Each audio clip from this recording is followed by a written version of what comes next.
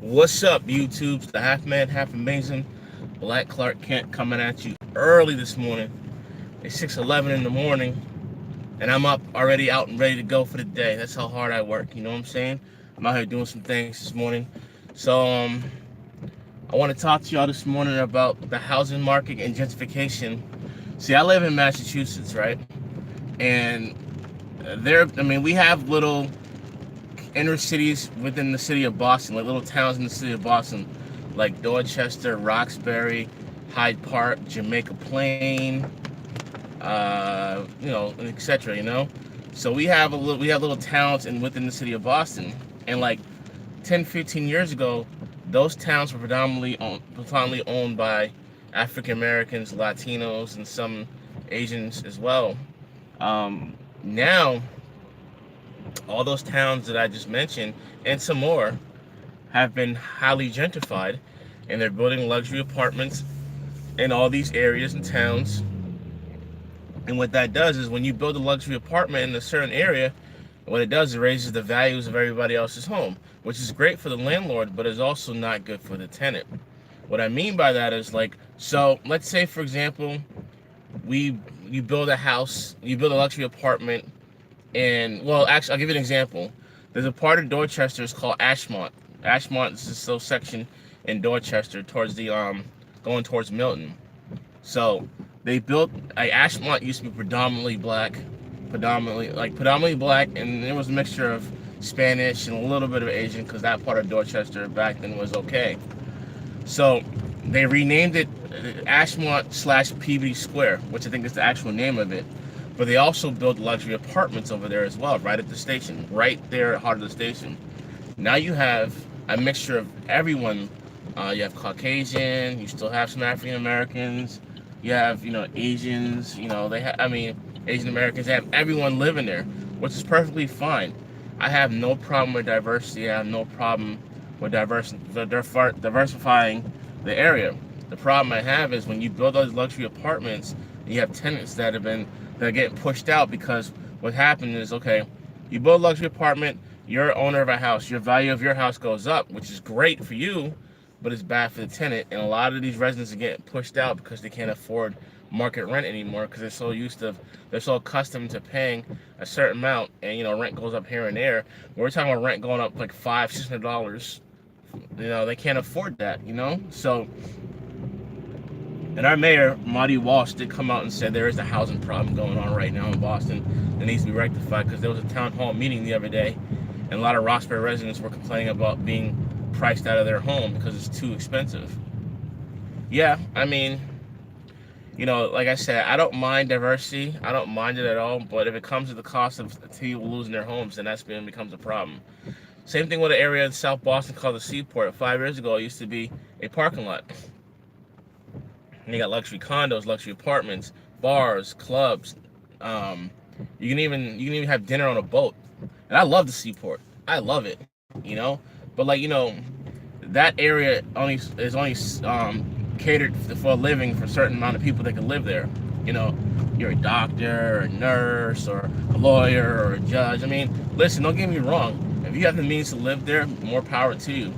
But what happens is the surrounding area of South Boston, which is right where the Seaport is at, like I said, the property values go up, and the tenants that live there can't afford to pay market rent anymore, and then they're getting pushed out to towns like, south or west of Boston, like Brockton or Worcester, or, far, far west, or far, far north. And it's interesting because even towns that were predominantly inexpensive, and you might be a half an hour or so from Boston, like Framingham, Chelsea, Revere, those places are becoming expensive too. Chelsea's like what, 5-10 minutes from Boston. Someone told me the other day there's our 1-bedroom apartment in Chelsea for $1,700 a month. 5 years ago, that was not possible. You get an apartment for like $800 a month in Chelsea. Like I said, they build these luxury apartments, and property values go up. So listen. At the end of the day, everyone's it's all about a money play, and I get that. Dollar to dollar, hand meets the eye. We all want to get paid. I get that, but there has to be a happy medium as well. if I'm living in Chelsea, right, and my rent goes up, I don't want to be forced to move an hour and a half away in Brockton just to live. You know, I work and I let's say I work in Boston.